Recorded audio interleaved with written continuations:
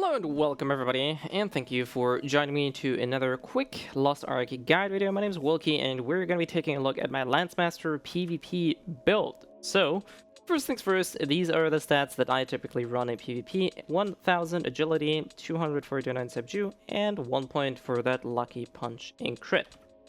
In terms of skill, I have this template here. I did copy it over to my normal skill page because this is easier to use. Moonblade Fury, Swift Throw for another movement skill,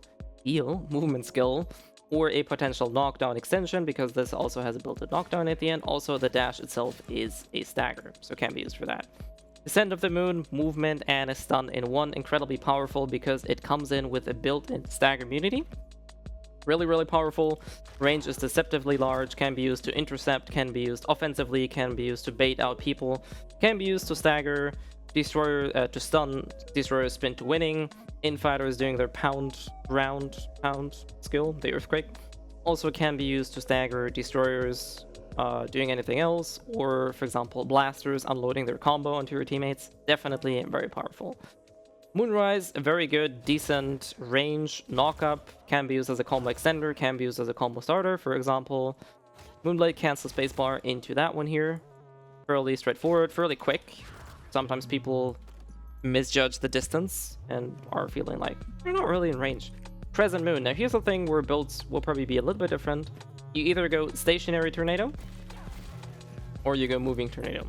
Whichever you choose, both have pros and cons. I will show you why I personally use the stationary tornado at the end of the video, but both of those are perfectly fine. Whichever you want to use is up to you. Ring of Light, cooldown reduction, seizing the initiative, awakening dragon for high damage. You can opt in to get the tenacity frame if you want to be a bit more of a brawler type, especially since it also comes with a 30% damage reduction, which is definitely not to be underestimated in PvP. Sky Wheel, I would always take the higher maneuverability or magic control. This one is just a meme, I think. Tenacity, fairly straightforward. Super armor is always a good thing. Some people will actually want to take the Furious Pressure here. I personally like to take this tripod here instead. So the Moon Virgo one, because this allows me to use Moon Virgo Dance more often and quicker. So what this does, it basically cancels out any of the swirly animations and lets me almost instantly continue my jump. If we don't have that tripod, that's the wrong way. If we don't have this tripod, you have to wait until the swirly is going on. Now this is a stagger skill, so if you actually jump onto the enemy, this is fairly safe, quote unquote. However, most of the time, I actually use this for movement only, so I pretty much prefer this build here. Last but not least, Full Moon Eclipse. Quickly prepare to have this quickly or sooner ready. And the attack speed tripod can be used very good to catch people off guard. So if you dash in, you can sort of cancel like your animation, or even if you go this. Really good to catch people off guard, really good stiffness on it, so definitely use. Be aware though that this doesn't have any protection. Sun skills. Now those three sun skills, Sunstrike, Light Blades, and Scorching Wave, don't need any tripods or skill points at all. I personally have put them in here because I have skill points left over, but in case you're running the same build as I do, this is potentially something you would potentially want. Solar Eclipse. Now I personally prefer to have only level 4. Some people like level 7 or even all the way to get the enhanced tripod.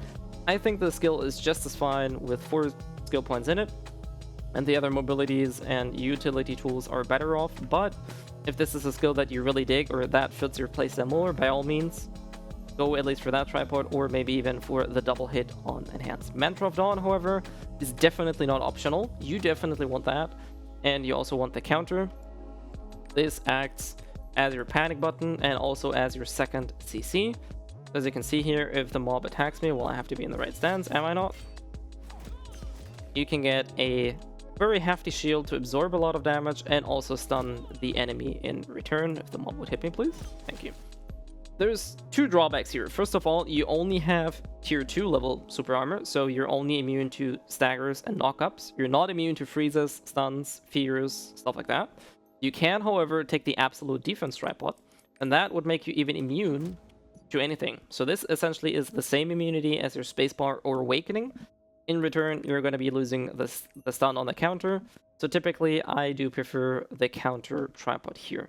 There's one thing that I want to mention is that you can aim the parry What I mean by that is if I'm facing with the back to my enemy and my mouse cursor is here, I can actually, turn myself around. So you can see that I turn around in the direction the cursor is. However, this skill itself does not turn around. So if you're with the back to your enemy and you're just panic button parrying, you're going to parry in whatever direction you're facing. So keep that in mind and always try to redirect into the direction of the enemy. Last but not least, Red Dragon Flight.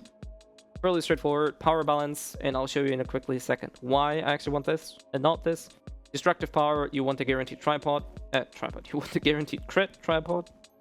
Flawless execution gets you double damage if you position yourself correctly. Now here's the idea. Here's a quick section. I wouldn't really call it a combo section, but explaining, for example, why I'm taking the stationary tripod and why you definitely want the flawless execution one here. So, if we're gonna summon a Scarecrow, and if we're just gonna use the Red Dragon Flight, we're gonna be dealing 800k-ish damage, 940. Okay, do I have something going on? No.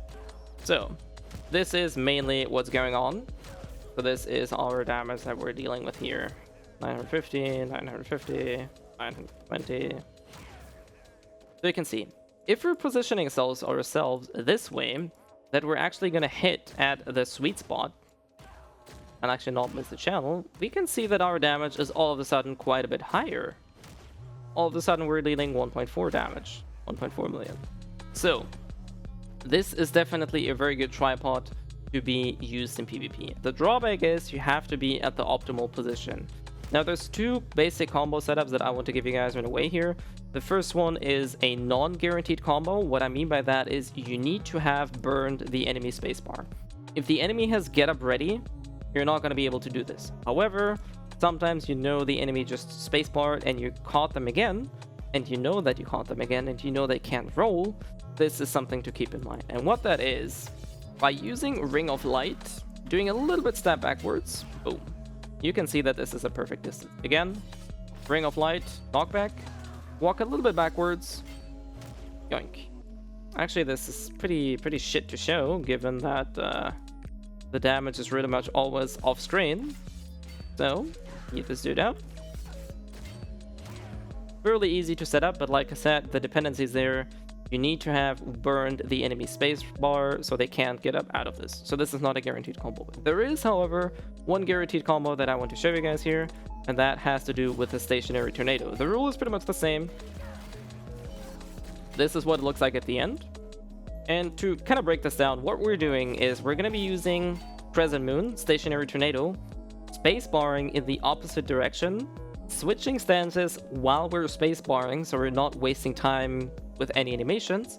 And after we land it, we're going to turn around, use a Red Dragon Flight. The moment we see the enemy coming down, we release it and yeet our spear at the pinpoint perfect position for a guaranteed 30k crit.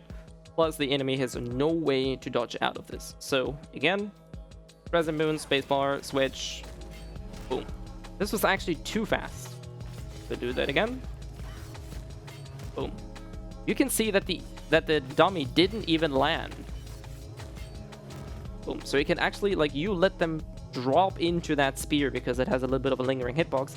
And it's not the only guaranteed setup, but trust me, if any setup is usable in the PvP arena, I think it's this one. It's a guaranteed setup. It immediately ends your combo, obviously, because people will definitely dodge out after this. But this is an incredibly powerful tool if you know how to set this one up. And that is it. That is all I wanted to give you guys here. Like I said, this is my go-to build. There are definitely other builds out there, and this is also why I use Stationary Tornado instead of the moving one. Last but not least, if you have any questions, as usual, put them into the comment section below, or anywhere else on Twitter, Discord, YouTube, Twitch, wherever else you want to find me. Also, I do stream every now and then, so feel free to check out my Twitch channel as well. Outside of this, I do wish you guys a lovely weekend. Do stay safe, and I'll see you guys next time.